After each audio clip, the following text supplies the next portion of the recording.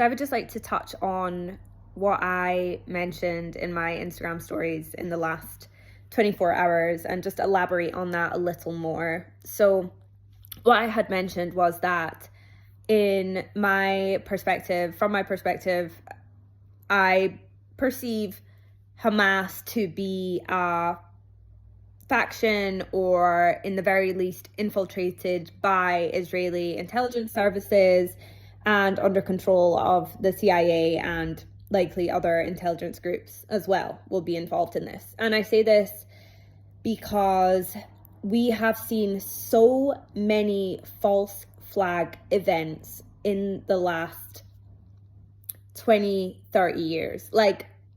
And also arguably, I mean, we could go back. We could go a lot further back, but I'm just going to talk about in my lifetime, right? We have seen so many false flag events which have been used to embed certain ideological structures, certain philosophies, certain ways of perceiving the world, which have been used to embed racist ideologies, which have been used to assert certain agendas, to impose certain types of legislation, and to make society primed and ready and willing and consenting to certain types of legislation, to also wars and invasions. And this is a big topic. There's a lot that we could talk about with this, but what I want to say is that it's just so important to be mindful of what we see in the news and the way that it is told to us. And this has become an issue which has become incredibly polarized, and it's become an issue of, well, were Hamas justified in their actions? And I feel like that is a red herring, because actually, if Hamas is controlled opposition, then we need to be asking completely different questions here. And I 100% have always been of the belief and opinion that what is going on in Palestine is absolutely horrific, and what has been done to the people there is something which is so heinous and criminal, and the people that are heavily involved in it should be tried for war crimes, in my opinion.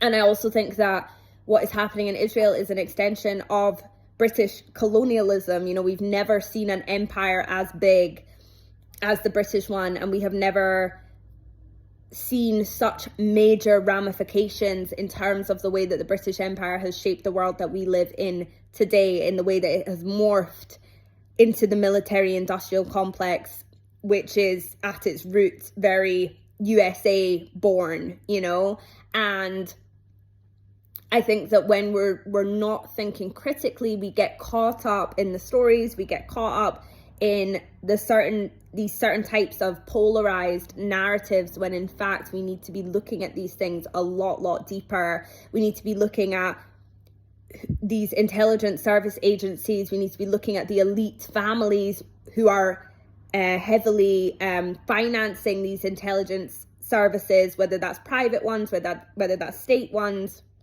who are intimately tied and interlinked with them. And this is the part of the discussion which I feel is missing.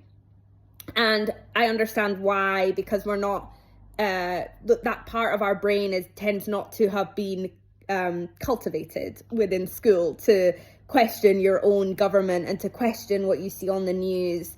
But that's something that I only feel is going to become even more important as time goes on. And when we look at the history of even MI5 and spy cops and the whole kind of scandal with that, of which nothing will ever be done about, because it's 20 years too late. But, in Britain, there have been so many cases where people have been spied on, where people have been groups that were just sharing veganism and saving hedgehogs from the side of the road and things like that. Groups which were organizing to do things like that get infiltrated, by intelligence services. So are we really going to believe that Hamas is in some way exempt from that? No, it's ridiculous to assume that. It's ridiculous to assume that Hamas isn't under some level, a great deal of control from three of the biggest powers in the world who are pushing forward, who want control over that land. And I'm going to cover in my latest newsletter why it is, from a very multi-dimensional perspective, why they want access to that land, because there are many, many different reasons. And this is something that I feel is missing from the conversation. And we have to ask very, very different questions when we start to bring in the idea, bring in the concept, bring in the evidence that intelligence services are intrinsically involved within these false flag attacks.